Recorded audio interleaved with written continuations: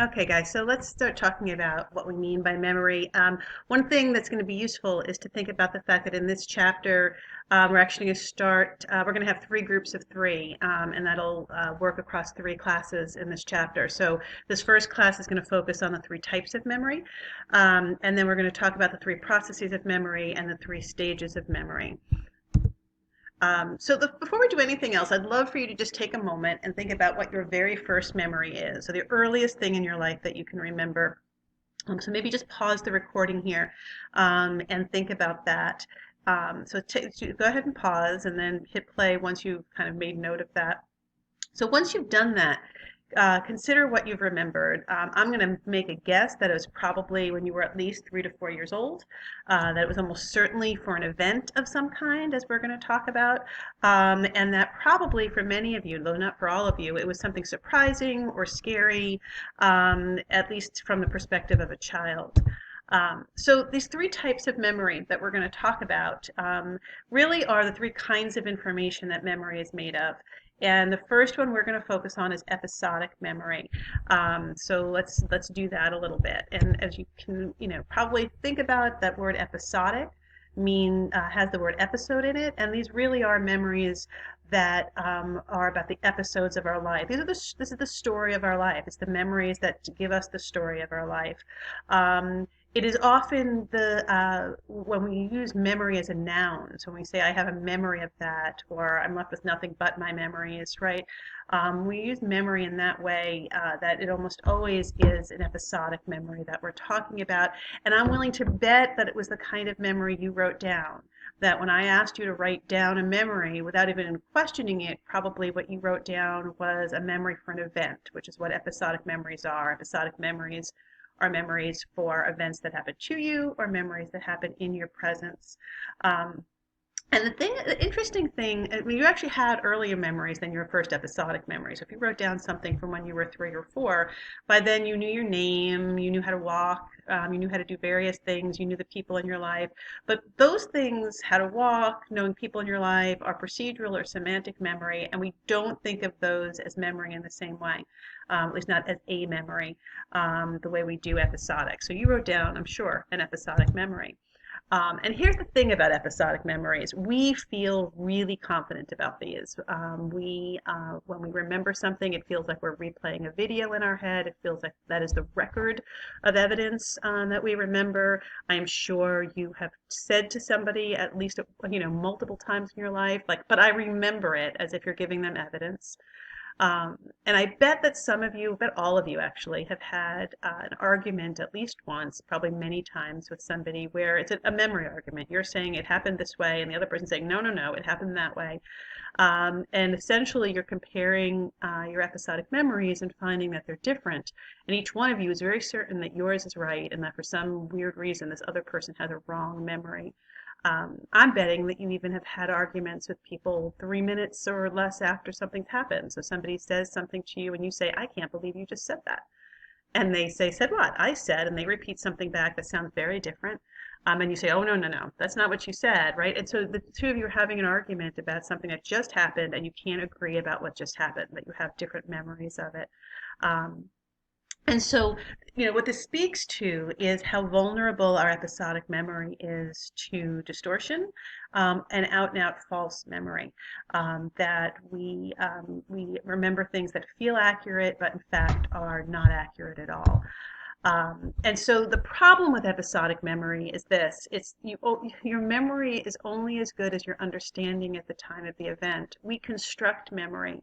Memory is not a videotape. We create memory. We take all of the pieces of the event that's happening around us, we jumble it together, mix in with it our understanding, our perceptions, and that becomes our memory. So if we go back to those first memories, for example, that you wrote down, many of those I bet are not accurate. Especially if you're telling me something that you experienced when you were 3 or 4 years old, your memory is only going to be as good as the memory of that 3 or 4 year old. And I always give the example here from my own life. When I was 3, actually almost 3, my brother Rob was born, and I love Rob. Rob's one of the best people I know. But at the time when I was 2.5, apparently I was less than thrilled to have a brother, to have another sibling. And so it was 1968. When you had babies in 1968, you went to the hospital for a long time. And so my mom was going to be in the hospital for a bunch of days. And so they brought me to my grandmother's. I lived in Brooklyn, New York, and they brought me to my grandmother's, and I was going to stay there while mom was in the hospital.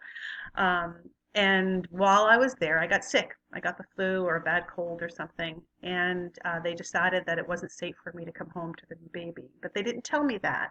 They told me that my mom was still in the hospital. And my memory is this.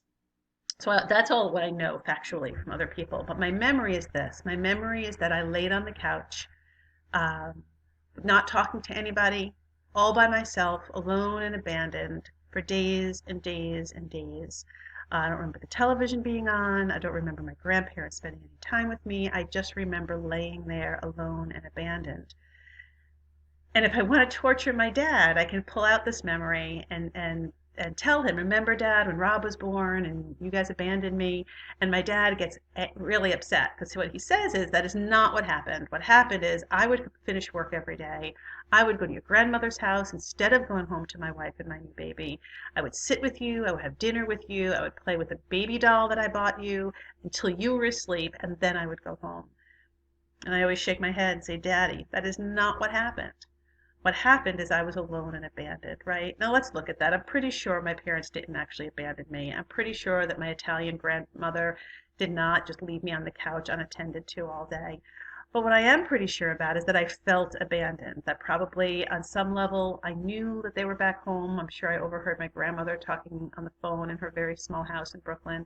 Um, and so I felt abandoned. And in feeling abandoned, I created a memory about being abandoned. I know it's a false memory, not only because I know the people in my life loved me, but part of the memory is that the tree in front of their house was in bloom. I remember staring out the window at the leaves. It was February.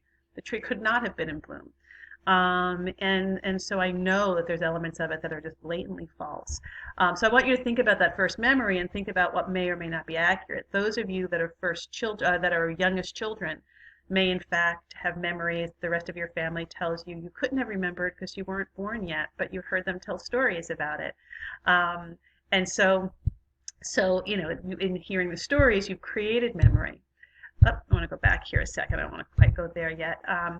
The other thing we need to think about with episodic memory is the fact that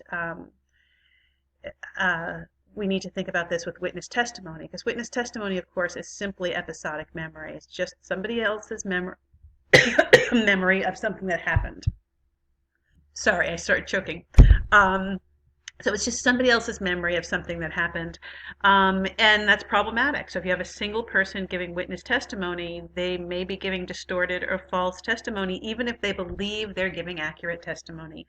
It's why police interview people separately when they're interviewing witnesses, because if I listen to somebody else give testimony, it may distort my memory without me even realizing it. We have a video in the chapter that I'd like you to watch, the True or False Memory, that talks about this and also talks in great detail about what's happening in the brain. And this is your first introduction to the importance of the hippocampus.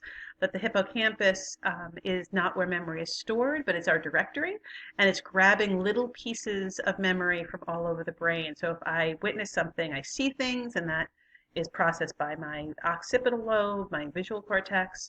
I hear things, it's processed by my auditory cortex or my temporal lobe, right? And then my frontal lobe makes sense of it.